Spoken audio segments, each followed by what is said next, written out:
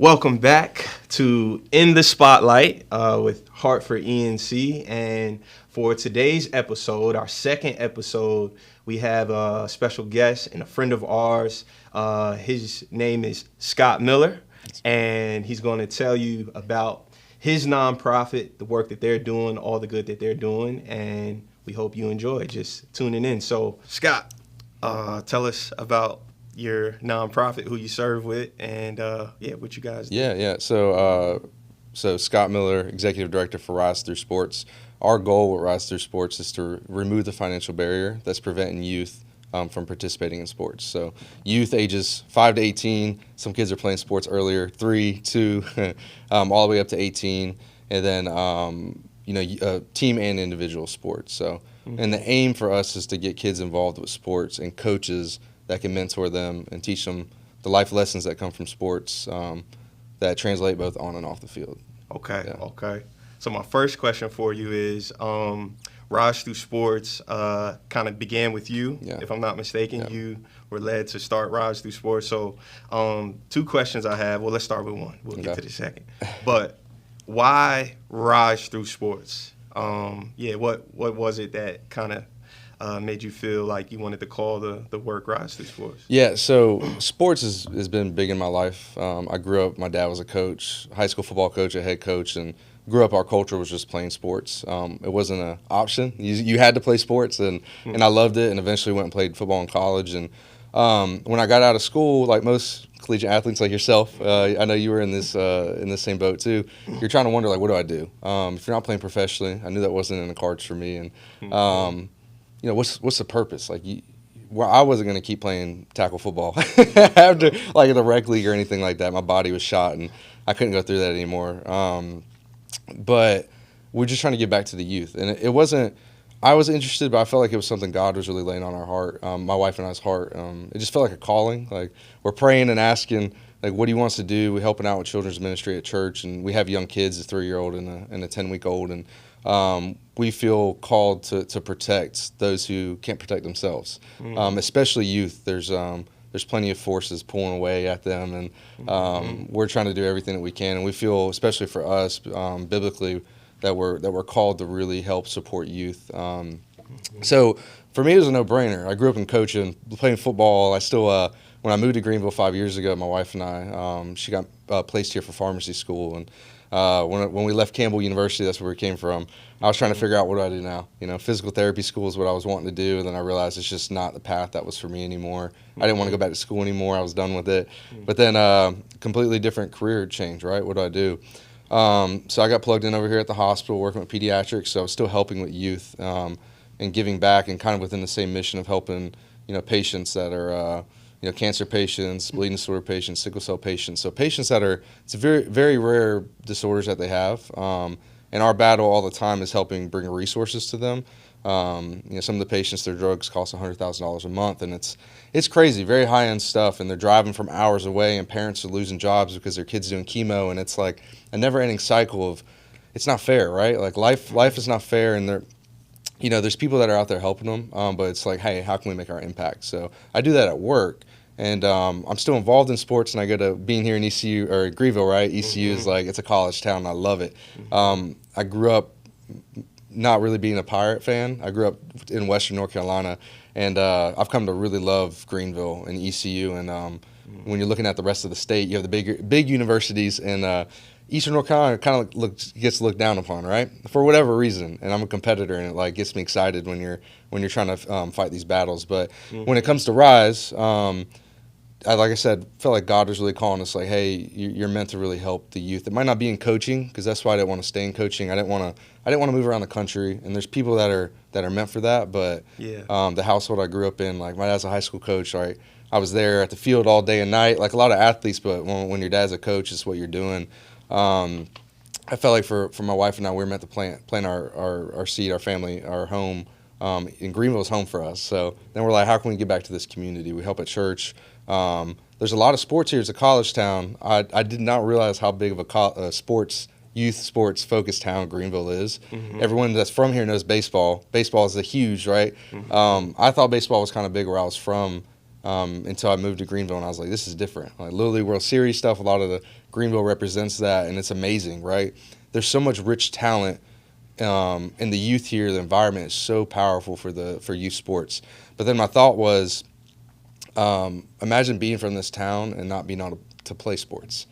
You're even more alienated. You feel even more lost. And trying to get involved in youth sports is already tough, right? Because if you're not involved at a really early age, you're not going to magically play in high school, right? You're not just going to jump in and decide like, hey, I want to play football. I want to go to NFL. And you have some rare dudes that do that, but usually they're like a crazy athlete and everything else, right? There's very few of those, but you're not going to start playing baseball in high school. If you didn't see that curveball, nowadays it's when you're like 6. It used to be in middle school if you're not seeing that. Like the likelihood of you playing is not very high. If you're not playing travel ball, that's the big thing. Like you kind of have to do those things at a certain point, and there's a cost barrier there, right? And if you're not playing travel ball, it's just the reps, right? The higher level reps that you're not getting, and it's harder to to acclimate to that level of athletics when you're not doing it. So, for us, we're like, okay, we got to help. There's a lot of people here helping for that, but there still seemed to be a big void in the area. Like there's still a lot of a need for it, and you see it. You still go around the community. There's still a lot of kids not playing, and why? It's like there's a bunch of different reasons. So, for us, we want to help remove the financial barrier, but it's to access. Access is the thing. What is that? Is that registration costs? Is that camps? Is it equipment? All of that. So that's where the name RISE came from. RISE actually stands for Removing Barriers, Investing in Youth, Strengthening Community, and Empowering Through Sports. So those are kind of the core components of our organization. And when you're trying to come up with a name, you're like, what do we want to do? And it's exactly what the word says. Even if you don't know what the RISE stands for, you're elevating through sports. You're rising, literally through the act of playing sports. Your character changes. Your life transforms over time. So that's the purpose behind why. Oh man, that's good. It took a while to get there, but that's. Oh no, I want to hear it. I want to hear it all. Yeah. And what's cool about that, you being a Western Carolina boy, Yeah, that's right. but showing Eastern Carolina love. Yeah. And man, just loving on the East side. But when you think about high school football in the West is I don't know about this. might be. That. I'm not saying it's better, but all good. All North Carolina. Yeah, that's right. When thinking about sports, you grew up in it. Yeah. Maybe not by choice, but growing up with your dad being a coach, and me also having that experience growing up in sports. What ways have you seen through the medium or the activity, the sports itself, it really create transformation in some of the young men and girls you've been working with? I think it's different. So we're a young organization. We got established in January of this year. So from my experiences from playing in college and then seeing how it is with youth sports, it's different. It's completely different, right? In college, the uniqueness is, and you experience this, you got 120 dudes coming together, all from completely different areas, right? That's something that was different. You grew up in high school and in your youth, a lot of towns, Greenville's big enough, there's a lot of different leagues and you might not always play with the same kids every year, but by the time you get to middle school and high school, as long as you don't redistrict, right, you're playing with the same kids. In a lot of towns where I'm from, Troutman, North Carolina, in between Statesville and Mooresville, we kind of had a blend of kids from different areas. So you're, for the most part, still growing up with a lot of the same kids. In college, so in high school and youth sports, your town is united, or your community, the part of town you're in is united around your team, right? There's a lot of pride that comes with that. We know when your high school football team's doing well, your town is different. It's transformed, right? Like everyone all of a sudden loves you. Everyone's happy. Everyone's doing that. I got to experience that in high school. My high school, South Iredell, historically was, I graduated in 2013. Before my class kind of came through in 2010, 2009, there was a bunch of years where they were averaging like 2 wins a year. Prior to that, back in the 60s, and we were like one of the only schools in the county that were very good. In the years where we weren't winning games, the town it's tough, right? Mm-hmm. It's tough. It's a little miserable, not that you don't care about the kids, but it's just not as exciting. It's harder to unite around it. So I got to learn and see firsthand from my dad being a coach, where I enjoyed and loved being in sports, but he, it wasn't a choice too. But he didn't have to force me. I loved it. I loved being there. Mm. I got to see over the years different towns that he was a part of, getting to see the whole community, generations of families coming together that normally wouldn't. Everyone used to go to high school games on Friday nights, right? That's kind of how it was. It's a little bit like that now, but if your team's winning, everyone will go. But it kind of didn't matter before. People would go and they'd leave early if you're losing. But, by the time my class and the class before me got to high school, we started averaging like 12 wins a year. We won states my senior year. And by no means were we the best team in the country, but we were the best team in the state for our division that year, right? So but it was years of work where you saw it. Looking back on it, we could see myself in middle school and all the kids and all the teams before that, like they were broken, and just a lot of things had to come together for this to happen, right? Certain person moving to town, you and your best friends, and the second sibling, they're tougher than the first one, their older brother, like that kind of thing. And you got to see the town really transform whenever we won. Our town changed. It changed, and a lot of the people on the team changed too. So still today, I'm like you, when you have people that you played high school ball with in college, like there's still stories when you see them. Oh, those are the good days, right? I have that all the time where people reach out when I go back home, and it's a good thing. Like, hey, this is the best day of my life. And I'm like, well, I hope it keeps getting better, but it literally was the best moments of their life. So that was brought together by sports. And what it does in youth, high school, and college, it brings together kids that probably would never be around each other if it wasn't for sports. You might be in the same town, but you wouldn't have been forced. You probably wouldn't have chose to play with some of these kids, and maybe not for a sinister reason, but it's just because you're forced to, right? And you're all, the best part about it is you're all going through the same circumstances. Blood, sweat, and tears. There's nothing like bonding, and and it's different when you start playing in college. The summers, you don't ever get to go home. I lived in college all summer long. Over all the breaks, you pretty much got to stay. There's sometimes you can go home, but for me, there wasn't much happening at home, so I stayed at school and worked, and I just lived there year round pretty much. And you're with somebody for 5 years, right? Like somebody that you've been in the trenches with, literally. And summer workouts, and as a freshman, when most freshmen that come in don't get to play, and I think it was a little different for you, right? Didn't you?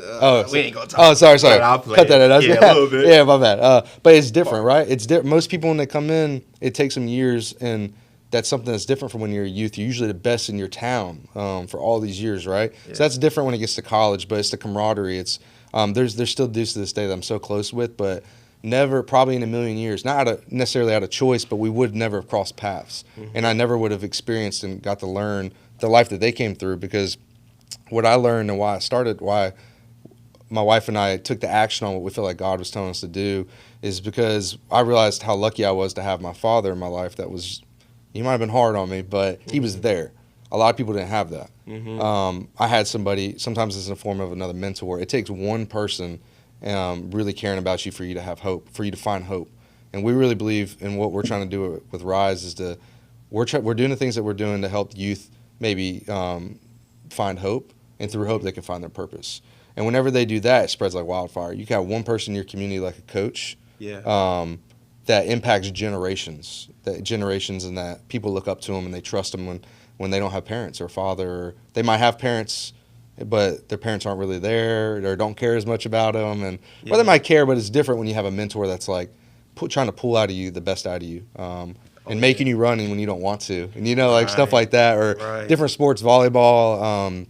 My wife played volleyball, and she talks about that sometimes. Some of the hardest days were some of those practices she had, and she respects the coach for making them, and they wouldn't get no excuse if you hit it out, you had to go run. Like there's something to that. Like every day we tell ourselves so much, like we don't stick to the goals that we have. And that's why it's important. If you tell yourself like run a mile, you run a mile. If you don't stop short, because then you subconsciously start doing that over and over. So when you have somebody that can hold you accountable in the form of a coach or mentor, it's super critical. It's the life lessons that literally extend beyond the years. And unless you're some of these athletes, but even LeBron and Tom Brady's, they're stopping by the time they're 45, right? Like they're getting there. I know LeBron's getting there, but at some point you're going to be done, and that's going to, once you finish, you decide how your actions are going to be the rest of your life. So you either let it help transform you or just don't grow from it. So. Oh, yeah. So, I mean, talking about starting something and trying to see the finish of that, you are just now, you said January. Yeah. Just kind of told yourself and committed, you and your family, to say, you know what, we want to start Rise Through Sport. So with being, still very young, kind of, as a nonprofit and, learning, as you go, what are some things that, you're learning about leading a nonprofit that has, kind of Yeah. help you, you know, as you a lot of learning curve. So it's been what, 4 or 5 months? What month is it? July. Right.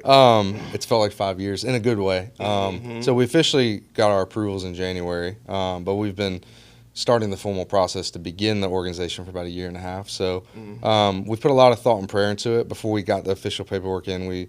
We're very big on making sure the foundation is correct. But I've learned a lot. It's all for us feedback from the community. We didn't want to just dive in and say this is what we think. We had a general vision for it, but we spent months hearing from specific, like, different people in the community that have kids that are athletes, that are business leaders, that are all the different aspects for us, because we got to do fundraising, we got to help with helping the athlete, but not just being super transactional, which is important to us. In our mission and goals, what we're there to do is remove the financial barriers. It's very transactional, but we don't want to just be a bank, and there's a place for foundations. We need them, but we want to help with the mentorship part as well. So we spent probably half a year to a year trying to figure out, working with coaches and league directors, and how does it actually work? What can we ask from the coaches, because we have a reporting that we want from the coaches and leagues too, and from the athletes, so that they know when we're supporting them. We just want a little feedback, what's going on, and we want the coaches to be intentional with that. But we don't want to just pay it and then, like, be ghosted. Like, all right, you're gone, we helped you, and then bye, because that doesn't really benefit. It helps the athlete, but then if they feel like someone's helping them all the way through, or someone's been caring about them for 3 or 4 years, if we help a kid go through for a few years, that transforms their lives more than us paying for something. So hearing from the community, we learned how strong this community is. Eastern North Carolina is a special place. We're here, and sometimes you hear that and you're like, okay, you just say that, we live here. It is. We have to be strong. We have to be united, because no one else cares about us. So especially when it comes to, like, funding the state, you know, there's stuff that happens, and we have a great town and mayor that does stuff it's actually really exciting to see that. And you just assume it's like that everywhere. But then you go to other towns and other counties and it's not. So learning how to run an organization, I mean, it's a learning curve. Like, everyone that does it, you don't know until you do it. It's your first time.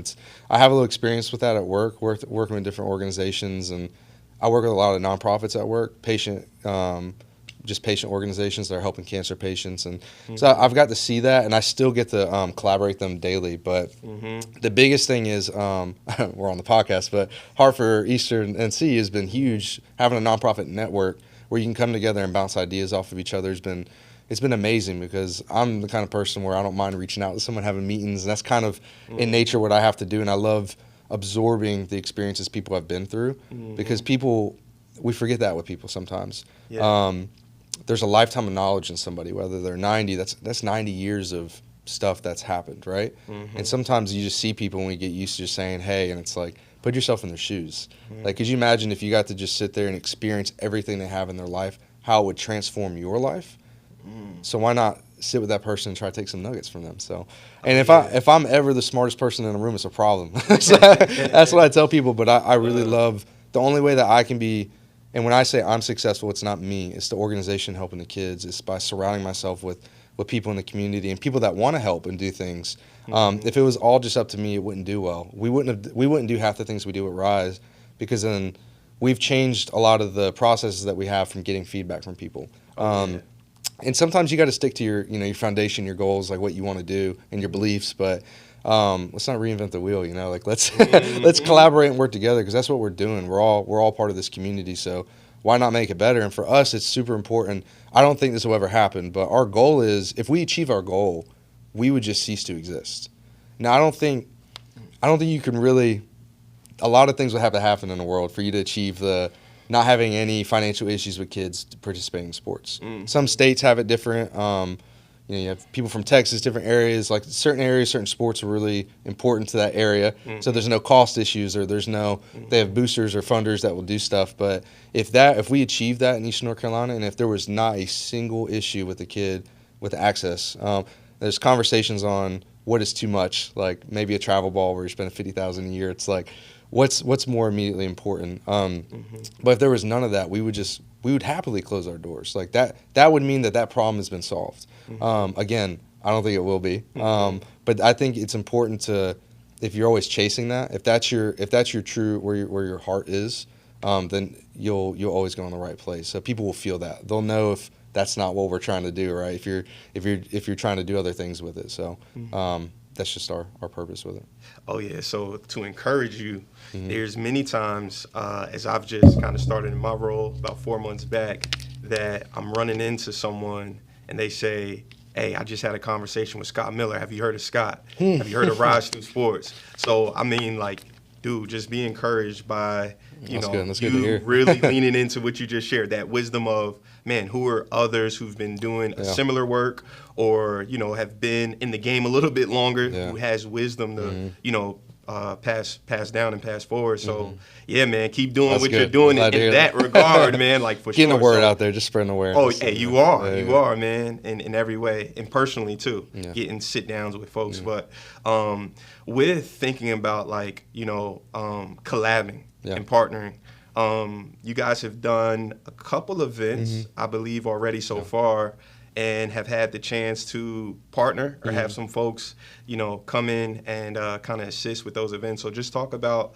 what has it looked like to lean into some community partnerships with your No, it's good. That's actually where we got feedback and pivoted, because initially we thought we wouldn't really host any events. We want to help do camps, but there's a lot of camps out there already, and you don't want to take away from some areas, or when they have the manpower, like, let's pour into them and maybe sponsor with them. But our bread and butter is helping the athlete and parents. Coming to us, we have a referral process, like, we need help, can you help us? That's our initial bread and butter. But we've realized there's opportunities for us to help sponsor and assist in camps in different areas where, for example, when people in the community tell us, like, hey, we want more running events, or we need self-defense seminars. So that's where we've kind of changed and said, okay, a good way that we can help meet some of these areas and also collaborate with some local gyms or leagues is by doing this. So in March, I think it was March and April, we partnered with the ECU track team. They have an organization called Run Your City, Greenville, North Carolina. Run Your City is a national organization. They have chapters at a lot of the different track and cross country teams at universities. So ECU has one. It was right after we started our organization, and they do a free 6-week-long running program. And the point is, they have the same goal as us, but for running. So the thing is for them to get kids out there, and they'll do a free running event, and they're the mentors, and kids get excited, like, hey, we have ECU athletes out here. The benefit of having a college in your town. It's exciting. So that was one event that we helped. We kind of stepped in and told them, like, hey, we would love to be able to help you guys, help the kids. And it was their first time ever doing an event, so I know they were very eager and excited, and we're very close with them and love them dearly. So they do 2 of those a year, one in the fall and one in the spring. It was at Boydley Park. We had 89 kids signed up at first, which is awesome. When you look at a lot of the other great organizations around your city, sometimes it's higher or lower, but we were like really trying to get the most kids out there. We ended up having about 76 that were very consistent. So what we were able to do is step in and say, hey, we want to help provide, the goal is to help kids that need like equipment and shoes. It was a free event, so that's not a hurdle. But when it's an event where we're bringing a lot of people together, we wanted to help all the kids. Sometimes, like I said, bringing all the kids together to have a shared experience is great, because when you help a kid, say if you help an athlete in a family, sometimes they don't want people to know you helped them, right? It can be embarrassing, and it's a tough thing to swallow sometimes. And sometimes the kids on their team, if they know, like, hey, Scott, you never have new cleats. How come you got brand new cleats and all this new gear? Like, we know your family situation. Not that kids are judgmental. They're learning how to feel these emotions and do these things. Sometimes that's a scary place to be for a kid, right? Feel like they get picked on and bullied. So we were able to come in and we say, hey, we want to help all the kids. Something that we want to help kids that need individual help, but we want to help them all together as a group. So we worked with some local businesses, Food Lion, I think on 5th Street, over by the university, Hastings Ford, sorry. I want to get my sponsors' names right. They helped. We worked with Food Lion, and they got nutrition, like waters, bananas, and we got Gatorade packets for all 6 weeks. They graciously gave not just for one day, but for all 6 weeks. And it was enough bananas to feed an army. Gatorade packets, all that. And then we had a sponsor that graciously came in with Fleet Feet, and all 67 kids that signed up for the event got brand new running shoes, which is like, praise God, right? Like it's something that we like to do and we want to do. It's, for all 67s, won't happen all the time, but it was a great thing that the sponsor was very supportive in that aspect, and agreed with our mission and wanting to bring all the kids together. Now, maybe not all the kids really needed new shoes, but at the same time, it helps relieve the parents. And whenever we announced it to the families on week 2, like, hey, all you have to do is simply show up. That's the rule we have, is show up, be respectful, to get these new shoes. The parents were way more excited than the kids, right? I mean, the kids are excited, but they don't really know much better. And then getting to see them on that last day with all of them got to unbox their shoes and got to run with them that next week. Like you saw the hope in their eyes. Right. Yeah, and you saw it, and it was amazing. It's a beautiful thing, and it was cool. It was cool to see. So those are kind of events we do, and then we got feedback that martial arts. I'm very excited about that. There's a lot of different, not just your traditional sports, right? Your football, basketball, baseball. I think they're really important, but it's not for every kid. And I'm also a big believer kids should play multiple sports. Yeah. And I think being able to defend yourself, I grew up wrestling. I was never fearful of having to defend myself up until high school and college, right, when you kind of stop wrestling and people start learning different things. But at that age, I was very comfortable with myself. I was wrestled competitively, and I felt like I could, for the most part, handle myself if something crazy were to happen. Yeah. I never got in fights, but being able to defuse a fight, and that confidence that you gain is different than if you're always worried that everybody you walk by could beat you up, right? It's a scary thing. Yep. Even today as an adult, you're like, I'm going to stay away from that person, like, let me be careful if something were to happen. But just we're doing a self-defense seminar. Rise Through Sports is partnering with East Carolina Brazilian Jiu-Jitsu in Winterville, down the street from Open Door Church, and we're doing on August 15th an hour-long seminar for kids, for youth, ages 8 to 12, and we'll have up to around 40, 45 kids there, and being able to provide them with gear. And really the thing is, we have gear and nutrition. We have some partners that we'll be excited to announce, but it's to get them to experience a new sport, getting them outside. And even if they don't stick with self-defense, I would love for them to sign up for jiu-jitsu or karate, or boxing's huge. Wrestling, it's one of the hardest sports you can do. I mean, I think every athlete, the college wrestlers at your school, you're like, those guys are crazy. I mean, there's a different level of conditioning and torture they put themselves through, starving themselves. Not that you should maybe agree with that part, but like making weight and all that, it's a very disciplined sport. Yeah. You can't hide from it. If you don't practice or try hard, like on a team sport, maybe a little bit, in football, you can take a play off. It's not coming your way. Wrestling, nope. It's going to be, or martial arts, right? It's you. Yeah. So getting kids exposed to a new sport is super exciting. And then if those kids may continue to play that sport, it'd be awesome. But if not, maybe then they'll be like, hey, actually, this isn't for me, but I'm glad I got to try it. Now I realize I really love basketball. Like, basketball is my thing. I thought I didn't like it. I got tired of running and my coach telling me what to do, but I don't want to be choked out, and I'd actually rather play basketball. Or maybe they'll continue to play their sport and just do this every so often, once a week, just a little self-defense. There's nothing wrong with that. So we'll do different things like that. We'll do a weight training one a few months from now as well, where we just want to get kids used to, kids aren't working out. And sometimes you are if you're playing a sport in high school and your coach makes you, but I'm sure like when you're in high school and then going to college, I saw it too, kids weren't necessarily working out. And I think it's good for kids even if you don't play a sport. Just being active, move your body, and encouraging them to run. Like you don't have to run a 100-mile race. Like not a lot of people do that. Let's start with 1 mile, but you might work your way up to a marathon one day. And it's just good. So I help you with all sports. Oh, that's good. Yeah. That's good. So I got 2 more questions. Yeah. But one, I really want you to take your time, or even though I have to, don't hear that as, hey, you gotta, Are you trying to tell me to stop talking? No, not at all. I want you to have full range. So you mentioned, you had a couple events where there's, a big turnout, 70, 80 kids. Yeah. But, and if you also can't name drop, that's fine. But if you can just think through a particular kid or impact story of a kid's life that you have seen transform, who comes to mind?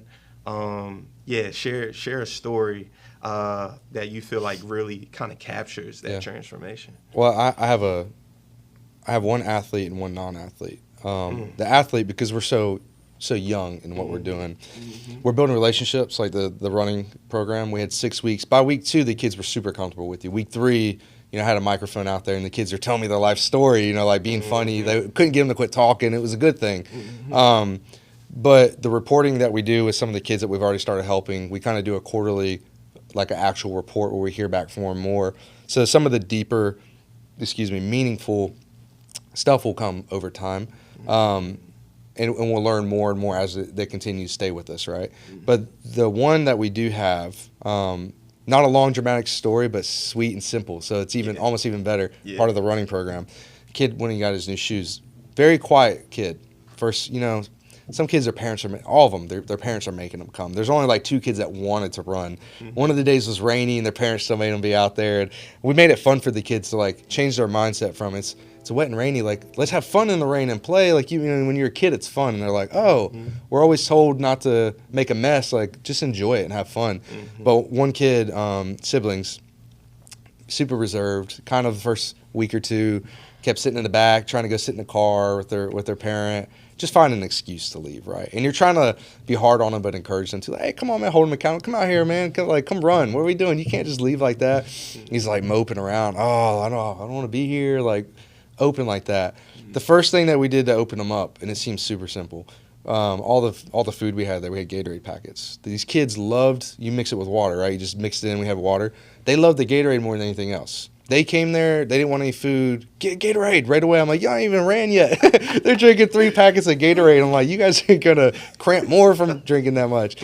But they loved it. That was our way of opening up to them. That's what the food and nutrition and stuff was. Like, they could have went without a banana and Gatorade during this, right? Right. He started opening up, like, oh, I get Gatorade. Like, he's pumped. Like, kids don't always get that kind of stuff. Or getting treats and things. Like, so he enjoyed it. He started opening up more and more. All the kids did. 1 week, we had sugar-free Gatorade, and it didn't change the color of the water. And he's freaking out. Same kid. Pouring water in there. What is going on? I'm like, no, it doesn't change colors. He's like, why would you get this? And I'm like, I'm sorry, man. I'm sorry. So it's fun. Kids are so funny. They don't hold back. But then when the kids got their shoes, they're trying them on. They're getting fitted that day. Well, they got fitted early on, and then they got their shoes on week 5 so that they could run on week 6 for our big race day. He's out there kind of jumping around in them, and the kids are all like, woo, running around, springboarding around because they have these brand new shoes on. And he came up, he ran up to me, and he said, he showed them to me, I've never had shoes this nice before. And you kind of just stop. And I'm like happy and excited, and he just stops and looks at him. And he looked back at me, and I could see the like hope in his eyes. I could see that he realized, and the whole purpose of this was helping the kids realize that there was somebody, and I told them this whenever we gave them out, there's somebody that I want you guys to know, there's someone that cares about you that you had no idea that cared. They're gracious enough to give the hard-earned money to buy you shoes. I know you might not understand that yet. The parents do, that they've been thinking about this for weeks and if not years to get you these.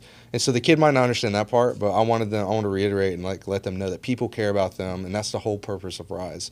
When people are giving their hard-earned money, it's and not even that, just their time and everything. Like there's people praying about you, and that's what we ask people to do, is to pray about these kids that may not ever know that there's prayers for them, because they're sitting alone right now, wishing that they could be somewhere, or their family life's kind of crazy or dramatic, or we all know all the family lives that there are. But he looked at me like that and said it, and it was like a beautiful thing. Like, I want to cry when a kid says that. So, and then he just takes off again. And at the end, he just kept showing me. He's like, "Look at my new shoes," and like obviously I kind of sat there and helped him put his shoes on, but he just couldn't stop telling me. Right. And they're nicer shoes than I think I've ever had. Like the running shoes that twist tie on stuff, like trail shoes. I don't know, like whatever kind of, but they're nice shoes. So.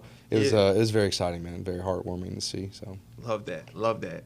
So let's say someone's listening in, and they do have a heart. They are that someone who's been thinking about like a similar thing to try and help the kids, and they want to get involved. What are some ways that folks could get involved and or pray about going forward with the future for Rise? So there's a few ways. The first thing we tell everybody is prayers. Just foundationally in our belief, prayer is powerful. Prayer is everything, and sometimes we forget that. There's the power in prayers is crazy. So pray for the kids that need our support. Pray for the kids that are begging for our support but don't know how to find it. Pray for the families. Pray for the families that want it too, that just don't know. Pray for their lives and what's going on, and pray for our organization.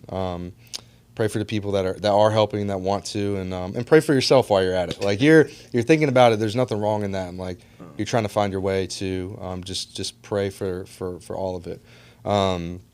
That's the first thing. No matter how you approach this, and you're saying whatever way you're already thinking about, like let's pray first. Like it's important to us, and we want you to know that.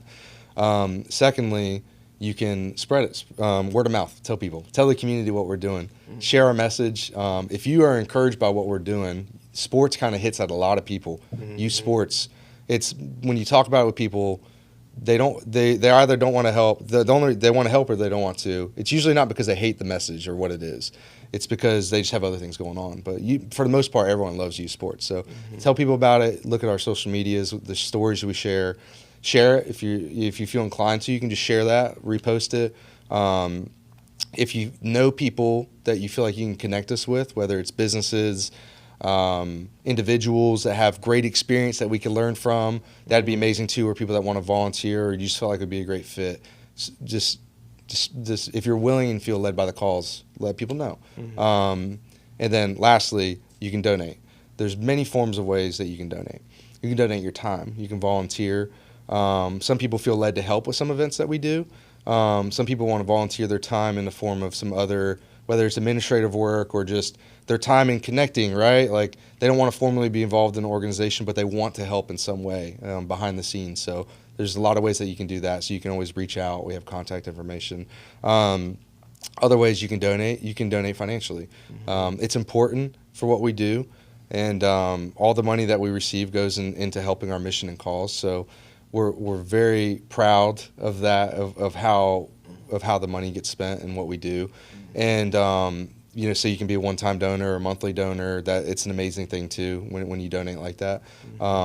It helps transform kids' lives, and whenever we can have the donations come through, it can help us plan better going forward. So a lot of what we do now, we have some great donors, but a lot of the events that we even put on too, we're able to spread the funding even more. When it comes to shoes and equipment, it's not just for every $100 you get one thing. It's like, oh, now that people know what we do, that $100 now buys 10 of those, just from doing what we do and people at businesses caring enough and they're willing to donate their time. But it does come from the support that we have from the community. So there's a few ways that you can donate. Again, it's not just financially, even though that's very important. It's your time and spreading word of mouth and praying as well. No doubt. So final question. Yep. When you think about Hartford ENC, being a friend to Raj through sports, man, just what have been some ways you felt like, we've been an encouragement and Hartford ENC has championed? Champion is a great word. Yeah. I found out about Hartford ENC after our organization got started. Or we were in the final stages. Our application was already submitted to IRS and federal. We were just pending the approval. So it probably would have it would have been nice beforehand, but it was kind of good that I went through all that without any help because it really made me, really understand our mission better. And you guys are great, but sometimes you have to go through those times to really understand. But y'all have helped with the connections. You guys know the community, the structure, being able to see how other nonprofits operate, and really more than that, bring us all together, right? On Friday mornings doing coffee, which we just came from today, getting to sit in a room with other nonprofits and other businesses we all have the same mission. For the most part, all nonprofits, but all the nonprofits that work with Hartford ENC and being in Eastern North Carolina, we're all doing the same thing. We all have different vehicles. So when we're all in the same room, we're all just as fired up about each other's causes, and we're like, hey, I got somebody here and here. We connect each other with that. So you guys being a connector has been amazing. You guys have been a great champion for that. Just the history of you guys being in Eastern North Carolina too. You guys are really helping get us exposure and letting the town know and different people, because it's hard when you first start your nonprofit. And it was good for us to experience that before coming to y'all, because then you're being inundated with information. Like, hey, I have experience at least on the federal grant regulation side of things, so I understand some accounting principles and like audit prep, but most people don't. And even me, you get a little overwhelmed when you've been working on something for 2 years in the dark and kind of telling people, and they're kind of excited, and then it starts, and then you're having to create the groundwork and get the exposure, like you said, tell a lot of people about it. Usually it takes a little while, then all of a sudden, which is good, people are congratulating you, like, this is awesome. You're like, yeah, well, good, I needed to hear that, because for the past 2 years, you're wondering, like, am I following my own earthly, fleshly desires, or is this God really telling me what we think he's telling us to do? So you guys are great with that, and it's trusting that, right? But we're trying to discern between our human thoughts and what we feel like spiritually we're being led to do, and stay out of our own way really a lot of the times, but we have to learn from those mistakes too. So the connections, so many businesses in town, there's so many people that care. There's a lot of businesses that care, and there's a lot of times in the nonprofit world, there's a thought of there's not enough funding, right? It can be tough. You're asking people to give money. I think of it as a piece of somebody, a piece of their time. Like they're giving us financially. That's hours they worked at their job or at their business when they could have been spending it with their families, right? So I think of it like that. It's like a transaction of like their thoughts and processes and their time that they're giving us, right? Because that's what's dear to me is my family and spending my time there. Every time I'm doing something different, I'm like, is it worth not being with my family to do this, right? So it's great, but people want to give. People have to give, and then they want to give. Most of it's people wanting to give, and they just need to hear about the different organizations and opportunities that are out there, and them being able to trust you too. Because I've told you, and I tell everyone this, I would love for everyone to not know who I am. It's just not what I feel like our mission is. It's God. It's all God. It's like I said, it's what I feel like we're being called to do biblically, and it's important to us. But people have to know who I am to trust Rise, right? They have to be able to trust me. And I encourage everyone to make your own judgment. And that's why I meet people, because I want you to ask people, like, hey, is this legit? What's going on? You have to make sure I'm not full of it to see if the organization is. And that's why everything that we do needs to follow that, our foundation, what our beliefs are. Because if something's a little bit off, people will feel it, especially when people are giving their money. I don't take that lightly. Like I handle it, and I want to be a good steward as if it's my own funding, and it is essentially, right? So I don't ever want anybody to give and feel like, oh, I was misled a little bit, or is that really helping it's not really helping what we thought. So again, people have to know who I am, and I'm happy to do that, to share, to help a kid. That's how I think about it. We're helping save lives, and it may seem dramatic, but it's true. Yeah. There's kids at home, like I said, that have no idea that we're trying to do this for them, and we really care, so it's important to us. Man, that's really good, man. Well, I know you're only 6 months in. Yeah. You're fired up, but, man, stay fired up, and may the Lord continue to give you and the team the strength to keep going, man. So appreciate you. Thank you for being on. Yeah, man, thank you. Yeah.